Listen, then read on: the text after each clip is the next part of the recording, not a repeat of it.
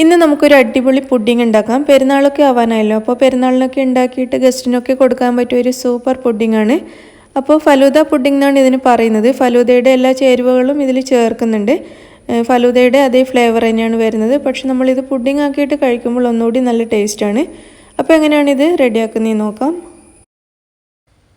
ആദ്യം തന്നെ ഇതിന് വേണ്ടിയിട്ട് ഒരു ബൗളിലേക്ക് 2.5 ടീസ്പൂൺ വരെ ചിയ സീഡ്സ് ഞാൻ എടുക്കുകയാണ്. ചിയ സീഡ്സിന് പകരം ബേസിൽ സീഡ്സോ കസ്കസോ നിങ്ങൾക്ക് ഇഷ്ടമുള്ളത് യൂസ് ചെയ്യാം.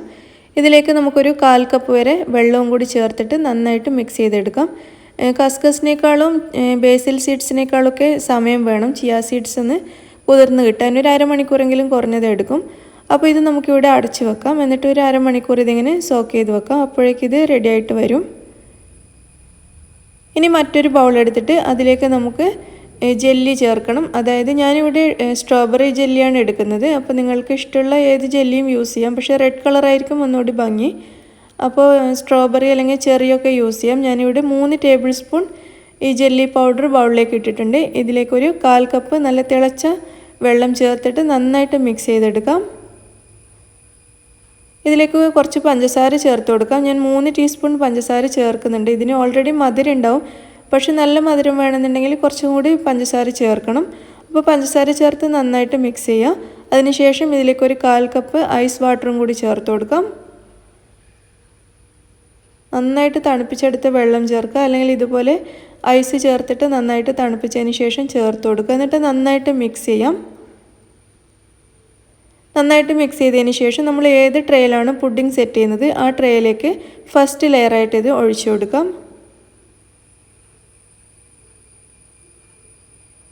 മുഴുവനും ഇതിലേക്ക് ഒഴിച്ചതിന് ശേഷം നമുക്കിത് ഫ്രിഡ്ജിലേക്ക് മാറ്റാം. ഒരു അരമണിക്കൂർ കൊണ്ട് തന്നെ ഈ ജെല്ലി നന്നായിട്ട് സെറ്റായി കിട്ടും. അപ്പോൾ നമുക്കിത് ഫ്രിഡ്ജിലേക്ക് മാറ്റാം. നിങ്ങൾ കണ്ണൂർ കിച്ചൺ ഇനിയും സബ്സ്ക്രൈബ് ചെയ്തിട്ടില്ലെങ്കിൽ ഈ ചുവന്ന ബട്ടൺ ഒന്ന് പ്രസ് ചെയ്തിട്ട് സബ്സ്ക്രൈബ് ചെയ്യൂ. എന്നിട്ട് അതിൻ്റെ അടുത്ത് കാണുന്ന ഈ ബെൽ ബട്ടൺ കൂടി ഒന്ന് പ്രസ് ചെയ്യൂ. അപ്പോൾ ഞാനിടുന്ന വീഡിയോസൊക്കെ നിങ്ങൾക്ക് പെട്ടെന്ന് കിട്ടുന്നതായിരിക്കും.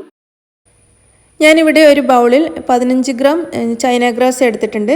അപ്പോൾ ഈ ചൈന ഗ്രാസ് നമുക്കൊന്ന് സോക്ക് ചെയ്ത് വെക്കണം. ഒരു അരമണിക്കൂറെങ്കിലും സോക്ക് ചെയ്ത് വെക്കുകയാണെങ്കിൽ നമുക്ക് മെൽറ്റ് ചെയ്തെടുക്കാൻ നല്ല എളുപ്പമാണ്. അപ്പോൾ 15 ഗ്രാം ചൈന ഗ്രാസാണ് ഞാൻ എടുത്തിരിക്കുന്നത്. ഇതിലേക്ക് 1 കപ്പ് വെള്ളം ചേർത്തിട്ട് ഇത് നമുക്കൊന്ന് സോക്ക് ചെയ്ത് വെക്കാം. ഒരു സ്പൂൺ ഉപയോഗിച്ച് വെള്ളത്തിൽ ഇതൊന്ന് നന്നായിട്ട് മുങ്ങിക്കെടുക്കുന്ന രീതിയിലാക്കി വെച്ച് കൊടുക്കാം. അപ്പോൾ ചൈന ഗ്രാസിന് പകരം നിങ്ങൾക്ക് വേണമെങ്കിൽ ജലാറ്റിനും ചേർക്കാം. ജലാറ്റിനും 15 ഗ്രാം തന്നെ എടുത്താൽ മതിയാവും.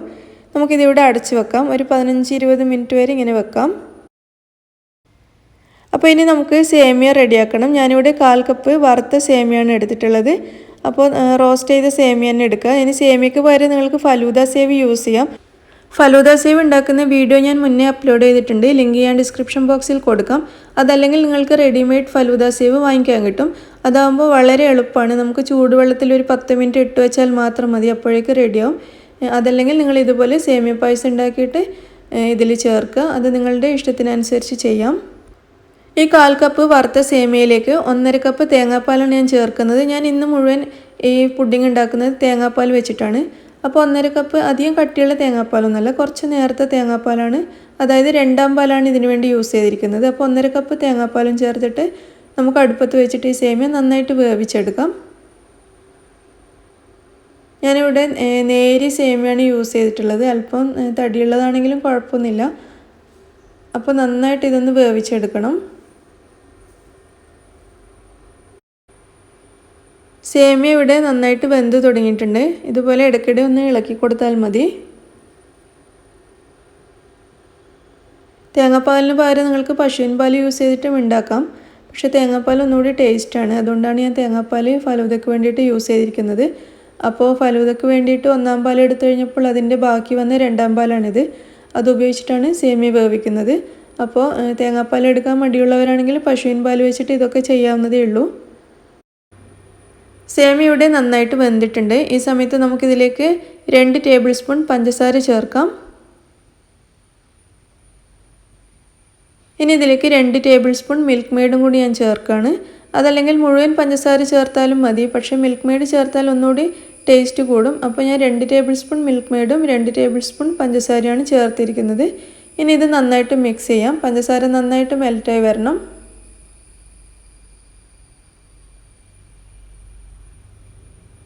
പഞ്ചസാരയൊക്കെ നന്നായിട്ട് മെൽറ്റ് ആയിട്ടുണ്ട്. നമ്മുടെ പായസം ഇവിടെ റെഡി ആയി കഴിഞ്ഞു. ഇത് നമുക്ക് അടുപ്പത്തു നിന്ന് മാറ്റാം.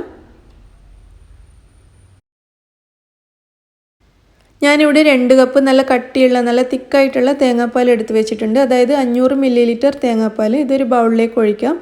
എന്നിട്ട് ഇതിലേക്ക് 1/4 ടിൻ മിൽക്ക് മെയ്ഡ് ചേർത്ത് കൊടുക്കാം. അതായത് 400 ഗ്രാമിൻ്റെ ഒരു ടിന്നാണ് ഞാനിവിടെ എടുത്തിരിക്കുന്നത്. അപ്പോൾ അതിൻ്റെ 1/4 ഭാഗത്തോളം ഈ തേങ്ങാപ്പാലിലേക്ക് ഒഴിച്ചു കൊടുക്കാം. ഏകദേശം 300 ഗ്രാം മിൽക്ക് മെയ്ഡ് ഉണ്ടാവും. അപ്പോൾ മിൽക്ക് മെയ്ഡും തേങ്ങാപ്പാലും കൂടി നന്നായിട്ട് മിക്സ് ചെയ്തെടുക്കാം.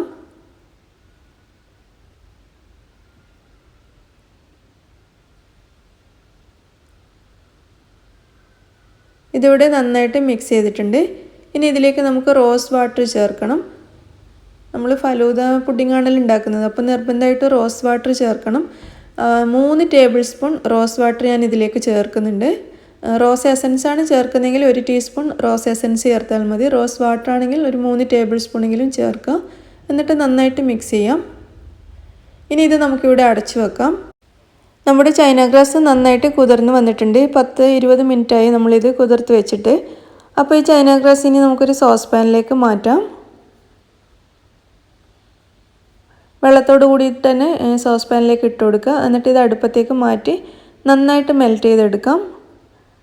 ഞാനിത് അടുപ്പത്തേക്ക് മാറ്റിയിട്ടുണ്ട്. ചെറിയ ഫ്ലെയിമിൽ വെച്ചിട്ട് ഈ ചൈന ഗ്രാസ് ഒന്ന് മെൽറ്റ് ചെയ്തെടുക്കാം. നമ്മൾ സോക്ക് ചെയ്ത് വെച്ചതുകൊണ്ട് തന്നെ ഇത് പെട്ടെന്ന് മെൽറ്റായി കിട്ടും.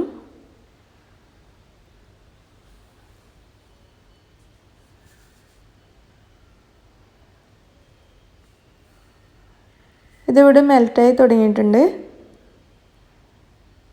ചൈന ഗ്രാസ് മുഴുവനും നന്നായിട്ട് മെൽറ്റായി വന്നിട്ടുണ്ട്. അപ്പോൾ ഇനി ഇത് നമുക്ക് അടുപ്പത്തുനിന്ന് മാറ്റാം. നമ്മൾ നേരത്തെ റെഡിയാക്കി വെച്ച സേമിയ പായസത്തിലേക്ക് ഒരു 3 table spoon China grass melt ചെയ്തത് ചേർത്ത് കൊടുക്കാം. 3 ടേബിൾ സ്പൂൺ ചേർത്താൽ മതി. സേമിയ പെട്ടെന്ന് തിക്കായി കിട്ടും. അപ്പോൾ ഒരു 3 ടേബിൾ സ്പൂൺ ചേർത്തിട്ട് നന്നായിട്ട് മിക്സ് ചെയ്യാം. നമ്മൾ നേരത്തെ ഫ്രിഡ്ജിൽ സെറ്റ് ചെയ്യാൻ വെച്ച ജെല്ലി ഇവിടെ റെഡി ആയിട്ടുണ്ട്. നന്നായിട്ട് സെറ്റായി വന്നിട്ടുണ്ട്. ഇനി ജെല്ലിയുടെ മുകളിലേക്ക് നമ്മളിപ്പോൾ മിക്സ് ചെയ്ത് വെച്ച സേമിയ പായസം പതുക്കെ ഒഴിച്ചു കൊടുക്കാം. ഇതുപോലെ ഒരു സ്പാച്ചുലയോ സ്പൂണോ മറ്റോ വെച്ചിട്ട് അതിൻ്റെ മുകളിൽ കൂടി ഒഴിക്കുക. അങ്ങനെ ആകുമ്പോൾ ജെല്ലി ഇളകാതെ നമുക്ക് കിട്ടും. അപ്പോൾ ഇത് ഒഴിക്കുന്ന സമയത്ത് സേമിയ പായസം നന്നായിട്ട് തണുത്തിട്ടുണ്ടായിരിക്കണം. ചൂടോടുകൂടി ഒഴിക്കരുത്. ഒഴിച്ചതിന് ശേഷം ഇത് നമുക്ക് വീണ്ടും ഫ്രിഡ്ജിലേക്ക് വെക്കാം. എന്നിട്ട് ഈ സേമിയ പായസം കൂടി ഒന്ന് സെറ്റായി വരണം. ആ സമയം കൊണ്ട് നമ്മൾ നേരത്തെ റോസ് വാട്ടറും മിൽക്ക് മെയ്ഡും ഒക്കെ ചേർത്ത് വെച്ച തേങ്ങാപ്പാൽ എടുക്കുക. എന്നിട്ട് നമ്മൾ മെൽറ്റ് ചെയ്ത ബാക്കി ചൈന ഗ്രാസ് മുഴുവനും ഈ പാലിലേക്ക് ചേർത്ത് കൊടുക്കാം. എന്നിട്ട് മിക്സ് ചെയ്യാം. അപ്പോൾ ഞാനിതിപ്പോൾ തണുത്ത തേങ്ങാപ്പാൽ ചേർത്തതുകൊണ്ട് നിങ്ങൾക്ക് കാണാൻ പറ്റുന്നുണ്ടാകും കട്ട പിടിച്ചതുപോലെ ഉണ്ട് ചൈന ഗ്രാസ്.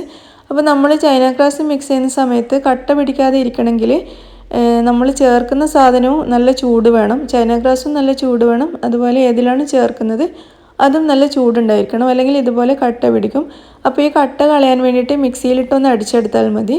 അതിന് വേണ്ടിയിട്ട് ഞാനിത് മിക്സിയുടെ ജാറിലേക്ക് മാറ്റാണ്. എന്നിട്ട് നമുക്കിത് നന്നായിട്ടൊന്ന് അടിച്ചെടുക്കാം.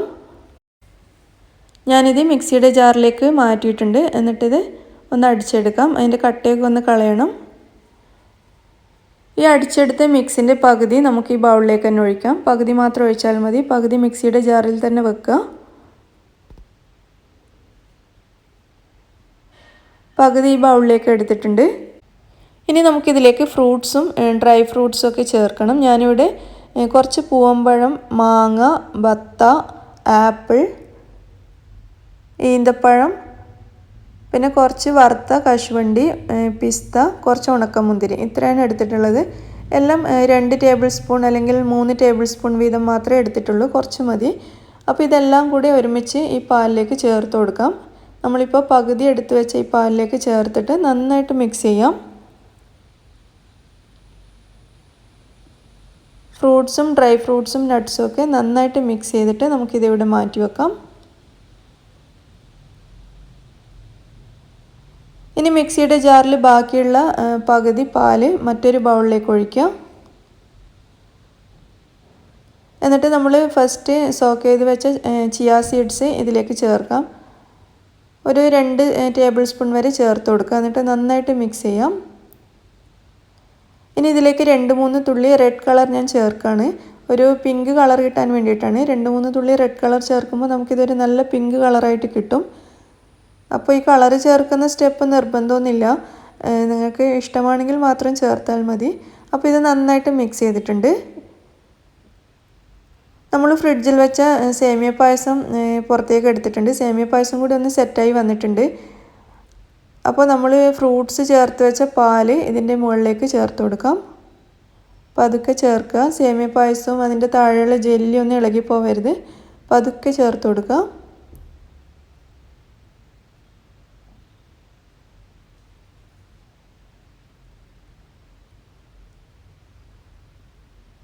ഇത് മുഴുവൻ ഇതിലേക്ക് ചേർത്തിട്ടുണ്ട്.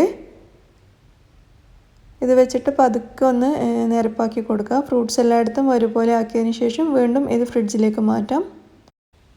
അപ്പോൾ നമ്മൾ പിങ്ക് കളർ ചേർത്ത പാൽ ഇവിടെ പുറത്താണുള്ളത്. അത് ഇടയ്ക്കിടെ ഇതുപോലെ ഒന്ന് ഇളക്കി കൊടുക്കണം. അല്ലെങ്കിൽ മറ്റുള്ളതൊക്കെ ഫ്രിഡ്ജിൽ വെച്ചിട്ട് സെറ്റായി കഴിയുമ്പോഴേക്കും ഇതും പുറത്തുനിന്ന് ചെറുതായിട്ട് കട്ട പിടിച്ചു പോകും. കട്ട പിടിച്ചു കഴിഞ്ഞാൽ നമുക്ക് അതിൽ ഒഴിക്കാൻ ബുദ്ധിമുട്ടാണ്. അപ്പോൾ ഇതുപോലെ ഇടയ്ക്കിടെ ഒന്ന് ഇളക്കി കൊടുക്കുകയാണെങ്കിൽ കട്ട പിടിക്കില്ല. അപ്പോൾ നമ്മൾ ഫ്രൂട്ട്സ് ചേർത്ത പാലും കൂടി നന്നായിട്ട് സെറ്റായി വന്നിട്ടുണ്ട്. അപ്പോൾ ഇതിൻ്റെ മുകളിലേക്ക് നമുക്ക് ഈ പിങ്ക് കളർ പാലും കൂടി ചേർത്ത് കൊടുക്കാം. നാലാമത്തെ ലെയറായിട്ട് ഈ പിങ്ക് കളർ, അതായത് ചിയാ സീഡ്സും പിങ്ക് കളറൊക്കെ ചേർത്ത ഈ തേങ്ങാപ്പാൽ ചേർത്ത് കൊടുക്കാം. ഇനി ഇത് നമുക്കൊരു ക്ലിംഗ് റാപ്പ് വെച്ചിട്ട് നന്നായിട്ട് കവർ ചെയ്തെടുക്കാം. നമ്മൾ നേരത്തെ കുറേ ലെയറുകൾ ചെയ്യേണ്ടതുകൊണ്ടാണ് കവർ ചെയ്യാതിരുന്നത്. ഇനിയിപ്പോൾ ലാസ്റ്റ് ലെയറും കൂടി ഒഴിച്ചതിന് ശേഷം നന്നായിട്ടൊരു ക്ലിംഗ് റാപ്പ് ഉപയോഗിച്ച് കവർ ചെയ്യാം. നന്നായിട്ട് കവർ ചെയ്തെടുത്തിട്ടുണ്ട്. ഇനി ഇത് നമുക്ക് വീണ്ടും ഫ്രിഡ്ജിൽ വെക്കാം. ഇനി ഫ്രിഡ്ജിൽ ഇതൊരു 4 മണിക്കൂറെങ്കിലും കുറഞ്ഞത് വെക്കണം. കാരണം നമ്മൾ 4 ലെയറുകൾ ഒഴിച്ചതുകൊണ്ട് ഇത് നന്നായിട്ട് സെറ്റായി കിട്ടണം. ഒരു 4-5 മണിക്കൂർ വെച്ചതിന് ശേഷം നമുക്കിത് പുറത്തേക്ക് എടുക്കാം. ഫ്രീസറിലല്ല, ഫ്രിഡ്ജിലാണ് വെക്കേണ്ടത്. ഒരു 4 മണിക്കൂറിന് ശേഷം നമ്മുടെ പുഡിംഗ് ഇവിടെ റെഡി ആയിട്ടുണ്ട്. ഞാനിത് പുറത്തേക്ക് എടുത്തിട്ടുണ്ട്. അപ്പോൾ ഇതിൻ്റെ ക്ലിംഗ് റാപ്പ് മാറ്റിയിട്ട് നമുക്കിതൊന്ന് കട്ട് ചെയ്തെടുക്കാം.